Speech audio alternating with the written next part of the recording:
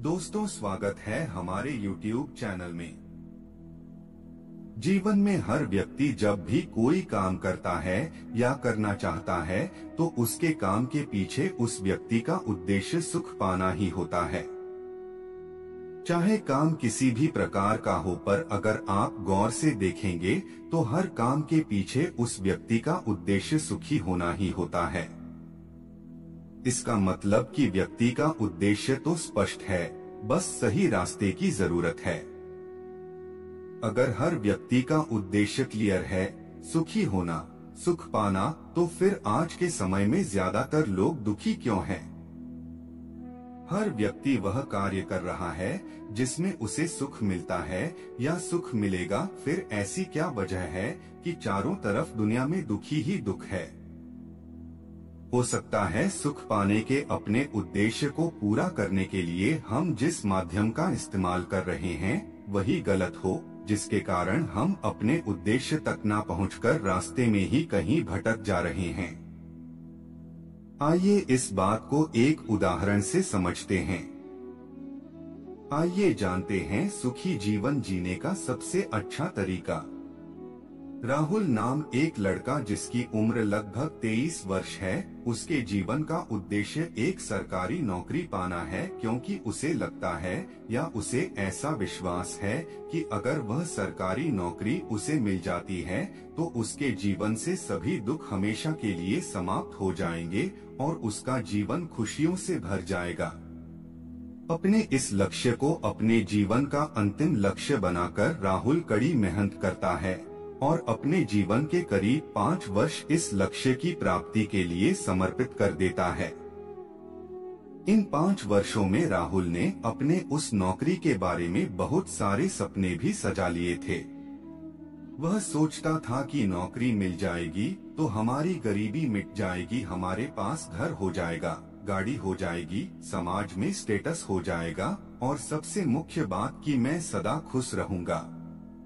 और फाइनली एक दिन ऐसा आ ही गया जब उसे कड़ी मेहनत करने के बाद वह नौकरी मिल गई। उसकी खुशी का कोई ठिकाना ही नहीं रहा, बड़ा खुश हुआ, जैसे कोई मणि मिल गया हो। आखिर उसके जीवन का आखिरी लक्ष्य था और इसी लक्ष्य को प्राप्त करने के बाद सुख के सारे दरवाजे जो खुलने वाले थे, खुश तो होना ही था।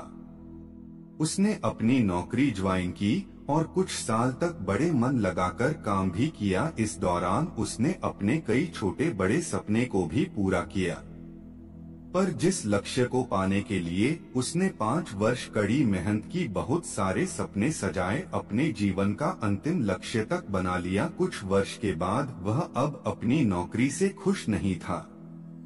चारों तरफ दुख, गुस्सा, चिड़चिड़ापन, और उसका कारण था कि अब उसे ज्यादा बड़ा पद चाहिए था, मतलब ज्यादा पैसा चाहिए था, जिसे पाने के लिए उसने फिर अपना कुछ वर्ष लगाया और बड़ा पद पा लिया। थोड़ा ज्यादा पैसा भी आ गया, पर कुछ वर्ष के बाद वह फिर दुखी रहने लगा, क्योंकि अब वह उससे भी संतुष्ट नहीं था। आज वह वहां पहुंच गया था जहां बहुत सारे लोग पहुंचने के सपने देखते थे, पर वहां पहुंचकर भी वह खालीपन महसूस कर रहा था। बल्कि वह जो पीछे मुड़कर देखता था तो जब नौकरी के लिए प्रयासरत था उस समय उसका व्यवहार भी अच्छा था, दिमाग भी थोड़ा ठंडा रहता था, क्रोध भी कम करता था। आज के समय चिड़चिड़ापन, छोटी छोटी बातों पर गुस्सा करना, जीवन में किसी से भी संतुष्ट नहीं था और इनसिक्योरिटी की भावना से भरा हुआ था। दुख तो निरंतर साथ चलता गया, समय के साथ बढ़ता चला गया। जैसे समय के साथ इच्छाएं बढ़ती चली गई, जैसे समय के साथ इच्छाएं, क्रोध, भय बढ़ता चला गया, उसी प्रकार दुख भी बढ़ता चला गया। चूंकि राहुल थोड़ा समझदार भी निकला, उसने अपने इस भागम भाग वाले स्केड्यूल में से थोड़ा टाइम निकालकर अपने इस जीवन को थोड़ा सा ब्रेक दिया और आत्म निरीक्षण करने लगा।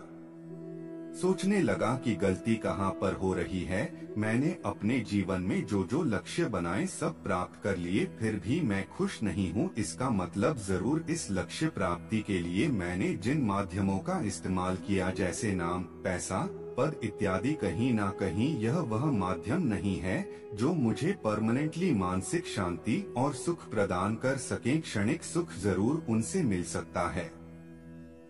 अब राहुल बहुत निराशा से भर गया और सोचने लगा कि उसने अपना बहुत सारा समय और जीवन बर्बाद कर दिया। जिस ऊंचाई पर पहुंचना उसके जीवन का लक्ष्य था, जहां पर उसे लगता था सुख ही सुख है, वहां पहुंचकर भी वह खाली था और पहले से ज्यादा दुखी था। राहुल ने अपने अगल बगल लोगों को देखना शुरू किया। उसने पाया बहुत सारे लोग ऐसे हैं जिन्होंने अपने जीवन के लक्ष्य को पा लिया और वह भी दुखी है, और बहुत सारे लोग ऐसे हैं जो उस लक्ष्य को पाना चाहते हैं और वह इस कारण दुखी है। अब राहुल के मन में दया की भावना जगती है और वह उन लोगों को बताना शुरू करता है जो उस ऊंचाई पर पहुंचना चाहते हैं जहां कभी राहुल पहुंचना चाहता था। उन लोगों को बताना शुरू करता है कि यह लक्ष्य जीवन याचिका के लिए, जीवन के भरण पोषण के लिए सही है, पर इस लक्ष्य से सुख पाने की जरा भी लालसा से ना करें, अन्यथा बहुत बड़े दुख के खाई में गिर जाओगे।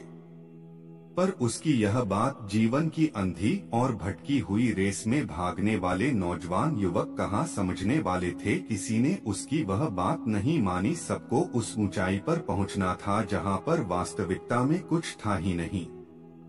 राहुल की इस कहानी से एक बात तो हम लोगों को समझ में आ गई और हम सब कहीं न कहीं इस बात को अनुभव भी करते हैं कि अमीर हो या गरीब, छोटा हो या बड़ा, गोरा हो या काला, इस देश का हो या उस देश का हो, हर व्यक्ति क्रोध, ईर्ष्या, अहंकार, वासनाएं और अनियंत्रित इच्छाओं से घिरा हुआ है, जिसके कारण दुख उनका पीछा मरते दम तक नहीं छोड़ता है।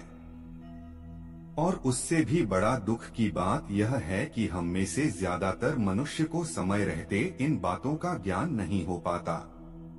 अगर कुछ लोगों को इन बातों का ज्ञान हो भी जाता है तो वह दुख का कारण तो जानता है पर इसका निवारण नहीं जानता। जो व्यक्ति दूसरी कैटेगरी में आता है, मतलब जो व्यक्ति दुख का कारण तो जानता है पर उसको कैसे अपने से दूर कर सके, कैसे अपने शरीर में लिपटे हुए इस सांप को अपने से अलग कर दें, उसकी विधि नहीं जानता। वह व्यक्ति पहले वाले कैटेगरी के लोगों से, जो लोग यह जानते ही नहीं कि वह दुखी है क्यों और पूरा जीवन दुख ही दुख में बिता देते हैं, इन लोगों से दूसरे कैटेगरी के लोग थोड़ा बेटर लाइफ जी पाते हैं। वह व्यक्ति यह तो जानता है कि मेरे अंदर अनियंत्रित क्रोध, अनियंत्रित वासनाएं, अनियंत्रित इच्छाएं, ईर्ष्या, अहंकार, यह पांचों चीजें हैं, तो मैं जीवन में कहीं भी रहूं, किसी भी उम्र का हो जाऊं, पर मैं भीतर ही भीतर जलता रहूंगा, अपने भीतर अशांत रहूंगा, मेरा मन हमेशा व्याकुल ही रहेगा। आइए जानते हैं सुखी जीवन जीने का सबसे अच्छा तरीका। अब बात करते हैं इसके निवारण का। भगवान गौतम बुद्ध ने संसार में जब चारों तरफ लोगों को दुखी देखा, हर व्यक्ति चाहे वह जिस भी वर्ग का हो, वर्ण का हो, जाति का हो, स्वयं गौतम बुद्ध भगवान भी बुद्ध बनने के पहले एक राजा थे, उनके पास सब कुछ था फिर भी वह दुखी थे। इसलिए उन्होंने निश्चय किया था कि मैं इस दुख का परमानेंट निवारण खोज के इस समाज का, इस पूरे विश्व का, इस धरती का और स्वयं अपना कल्याण करूंगा। उनका लक्ष्य बहुत बड़ा था पर बहुत ही कल्याणकारी था। उन्होंने जीवन में बहुत बड़े बड़े त्यागी जो एक आम आदमी के लिए असंभव है, बहुत कड़ी तपस्या की जो एक आम ऋषि मुनि के लिए असंभव था। उन्होंने उस सच्चाई को जान लिया जिससे मानव सारे दुखों से मुक्त रह सकता है, सर्वथा आनंद में रह सकता है। उन्होंने दुख निवारण का मार्ग ढूंढ निकाला। जिस मार्ग को उन्होंने खोजा, जिस ध्यान विधि से उन्होंने दुख को सर्वथा के लिए हरा दिया, उसे ही विपश्यना ध्यान कहते हैं। भगवान बुद्ध का कहना है कि मनुष्य अगर सुख भोगता है तो उसे दुख भी भोगना होगा, क्योंकि दोनों ही एक दूसरे के पूरक है। अगर मनुष्य भोगना ही छोड़ दें, अन्यथा न सुख भोगे न दुख, तब मनुष्य निरंतर एक ऐसी स्टेट में या एक ऐसी अवस्था में रहने लगेगा जहाँ ना उसे सुख का कोई फर्क पड़ेगा ना ही दुख का। ऐसे व्यक्ति दुख और सुख दोनों से ही ऊपर उठ जाएगा, वह सर्वदा परमानंद की अवस्था में रहेगा।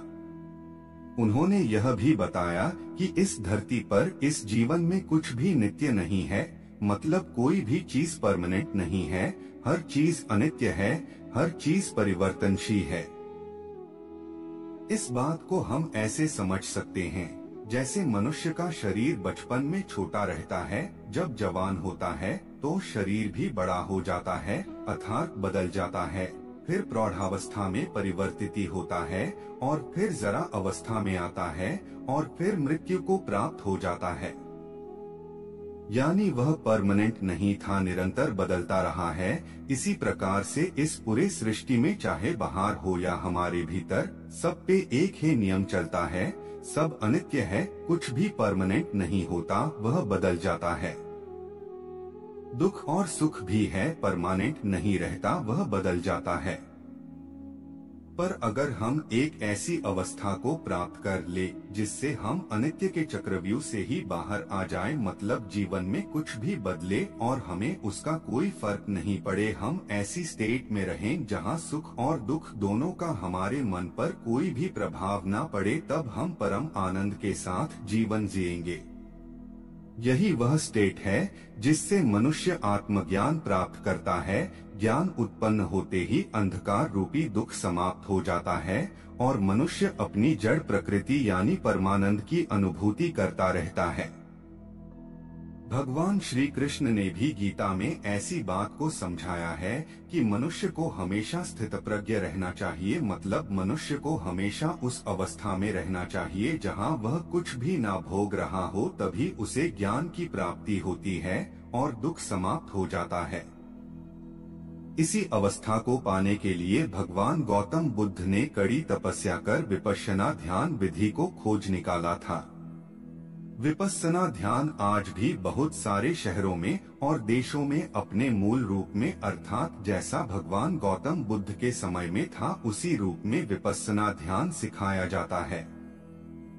आज के समय में जहां सारे प्राणी दुखी है, उन सबका मंगल करने के लिए यह ध्यान विधि आज भी उपलब्ध है। बस हमें ध्यान विधि को जान के कर इसे अपने जीवन में उतारना चाहिए।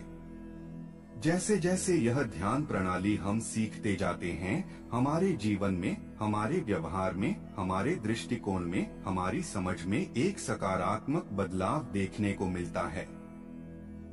इस कहानी को लिखने का मेरा उद्देश्य सिर्फ यही था कि हम सभी परमानेंट सुख की तलाश में अलग अलग दिशाओं में प्रयास करते हैं और अपना समय बर्बाद कर देते हैं। मेरा प्रयास यह है कि इस कहानी के माध्यम से बहुत सारे लोग जीवन की गहराई को और दुख के कारणों को समझें और उसके निवारण की तरफ अग्रसर हो। इसी आशा और इसी उम्मीद से मैंने इस कहानी को लिखा है। चलिए अगले वीडियो में मिलते हैं। धन्यवाद। आपका दिन शुभ हो।